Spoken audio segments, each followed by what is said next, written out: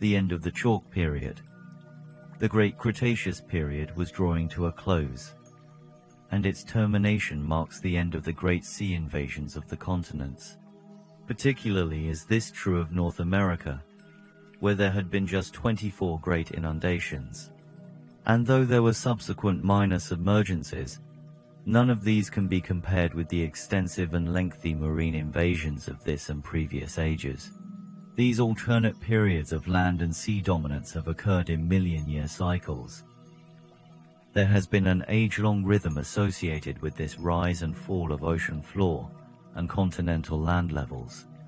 And these same rhythmical crustal movements will continue from this time on throughout the Earth's history, but with diminishing frequency and extent. This period also witnesses the end of the continental drift and the building of the modern mountains of Urantia. But the pressure of the continental masses and the thwarted momentum of their age-long drift are not the exclusive influences in mountain building. The chief and underlying factor in determining the location of a mountain range is the pre-existent lowland, or trough, which has become filled up with the comparatively lighter deposits of the land erosion and marine drifts of the preceding ages. These lighter areas of land are sometimes 15,000 to 20,000 feet thick. Therefore, when the crust is subjected to pressure from any cause, these lighter areas are the first to crumple up, fold, and rise upward to afford compensatory adjustment for the contending and conflicting forces and pressures at work in the Earth's crust or underneath the crust. Sometimes these upthrusts of land occur without folding, but in connection with the rise of the Rocky Mountains, great folding and tilting occurred, coupled with enormous overthrusts of the various layers, both underground and at the surface. The oldest mountains of the world are located in Asia, Greenland, and Northern Europe, among those of the older East-West systems. The Mid-Age mountains are in the Circum-Pacific group, and in the second European East-West system, which was born at about the same time. This gigantic uprising is almost 10,000 miles long, extending from Europe over into the West Indies land elevations.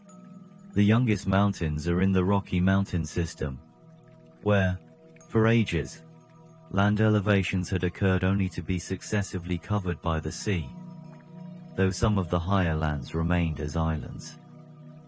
Subsequent to the formation of the Mid-Age mountains, a real mountain highland was elevated, which was destined, subsequently, to be carved into the present Rocky Mountains by the combined artistry of nature's elements.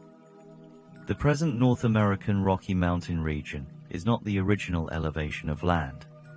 That elevation had been long since leveled by erosion, and then re-elevated. The present Front Range of mountains is what is left of the remains of the original range, which was re-elevated. Pikes Peak and Longs Peak are outstanding examples of this mountain activity, extending over 2 or more generations of mountain lives. These 2 peaks held their heads above water during several of the preceding inundations. Biologically as well as geologically, this was an eventful and active age on land and underwater. Sea urchins increased while corals and crinoids decreased. The ammonites, of preponderant influence during a previous age, also rapidly declined. On land, the fern forests were largely replaced by pine and other modern trees, including the gigantic redwoods. By the end of this period, while the placental mammal has not yet evolved, the biologic stage is fully set for the appearance, in a subsequent age, of the early ancestors of the future mammalian types, and thus ends a long era of world evolution, extending from the early appearance of land life down to the more recent times of the immediate ancestors of the human species and its collateral branches. This, the Cretaceous Age, covers 50 million years and brings to a close the pre-mammalian era of land life, which extends over a period of 100 million years and is known as the Mesozoic. presented by a life carrier of Nibodon, assigned to Satania, and now functioning on Urantia.